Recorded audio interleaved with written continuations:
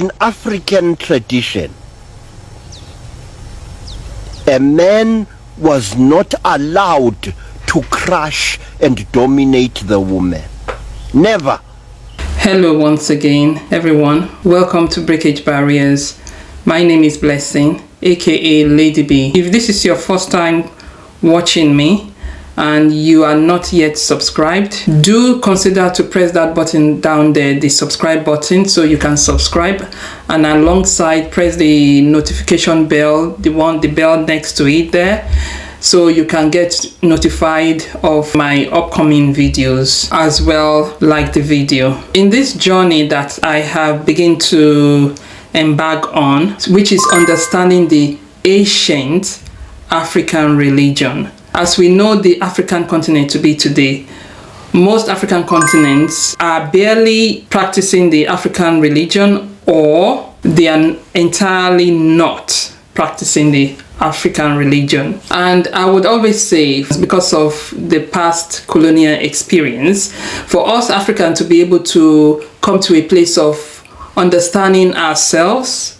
by looking inward rather than just looking outward, looking inward into our tradition, our original ancient tradition, we need to start researching into the ancient African tradition. So today I would like to talk about the ancient role of the African woman. I have come to find out that in the ancient African religion, or shall we say spirituality, the role of the woman was an essential position, in that in the ancient African tradition, as opposed to what we have today, matriarchy was the normative. Matriarchy was what was embedded in our ancient African tradition, whereby the mother's position on most matters regarding decision making, the household, was highly important.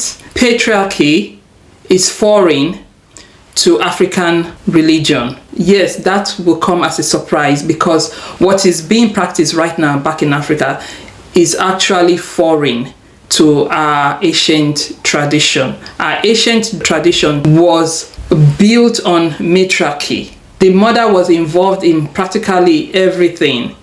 There was no way a man could take any decision without a complementary agreement with the woman.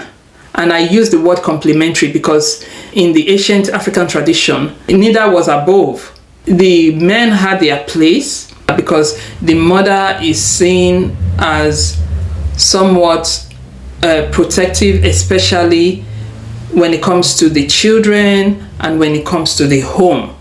The mother's place was to protect the home, and the father's place was to protect the woman. So it was complementary.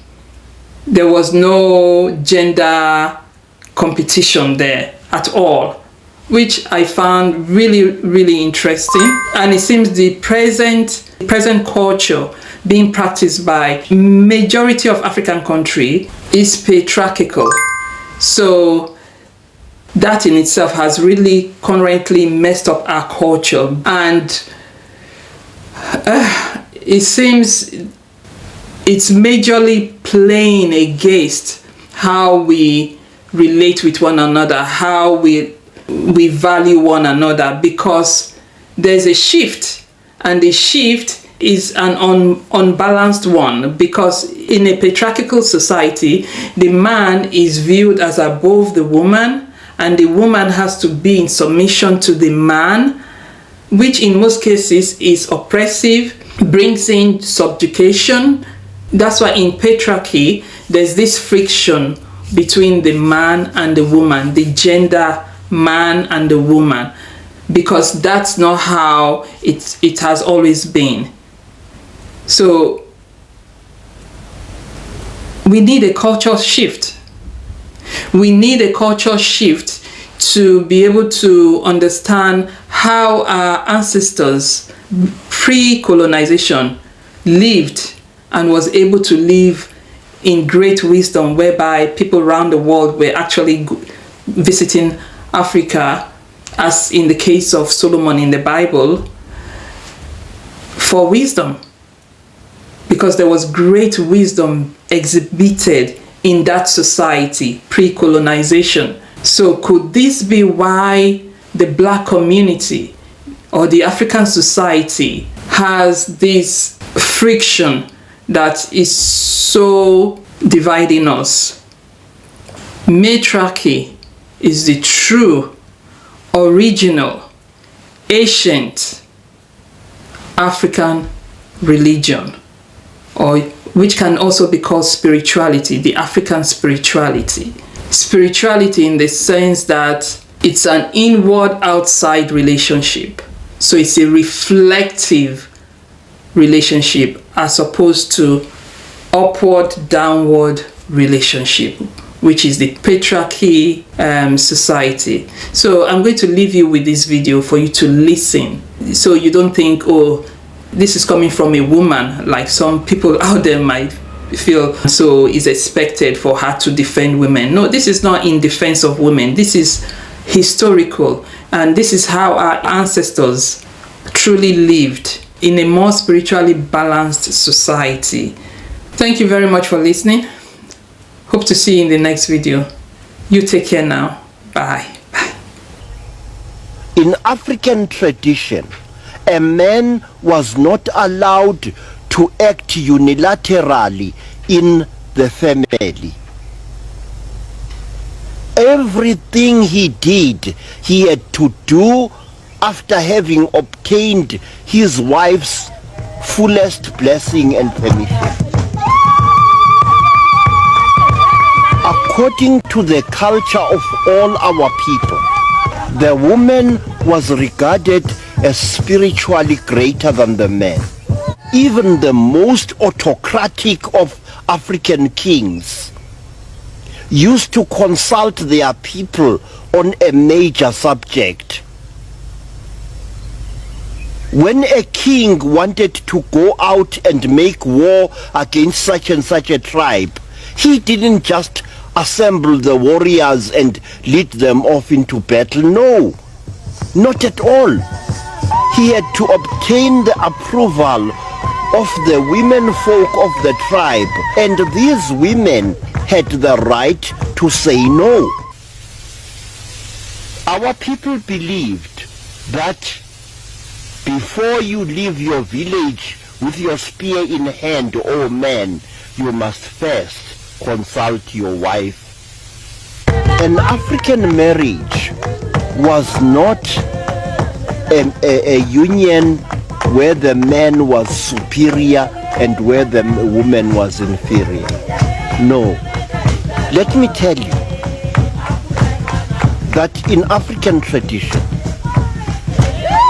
you were not allowed to make love to your wife until you had made her ready for an hour.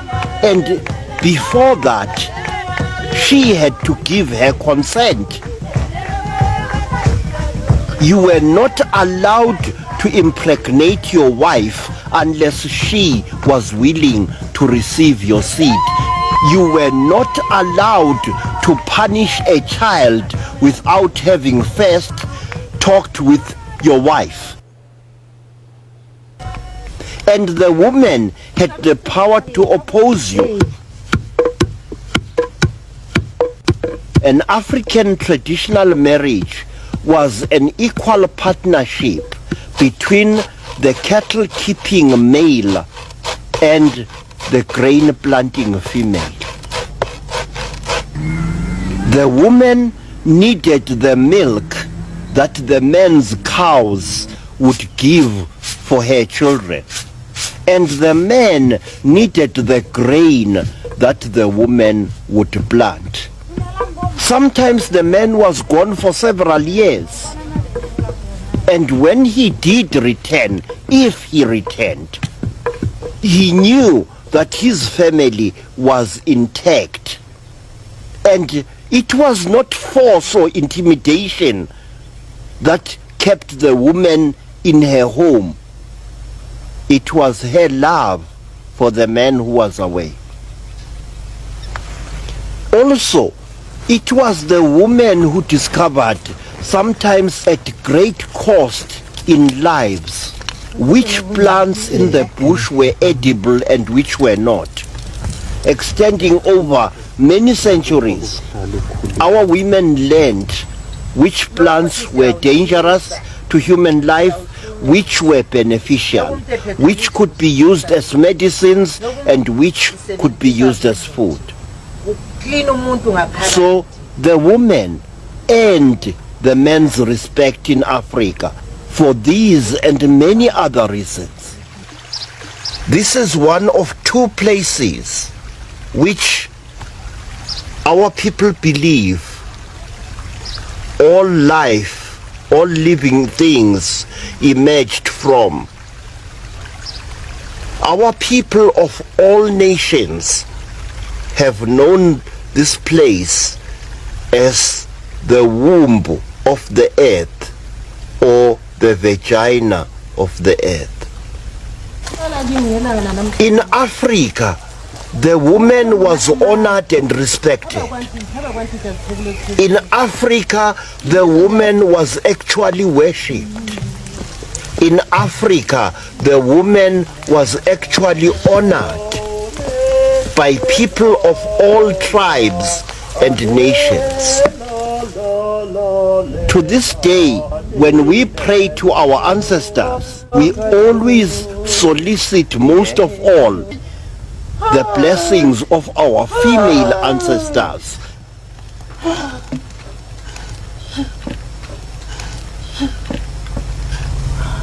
You must understand who you really are. You must understand how great you are. You must understand how great you once were.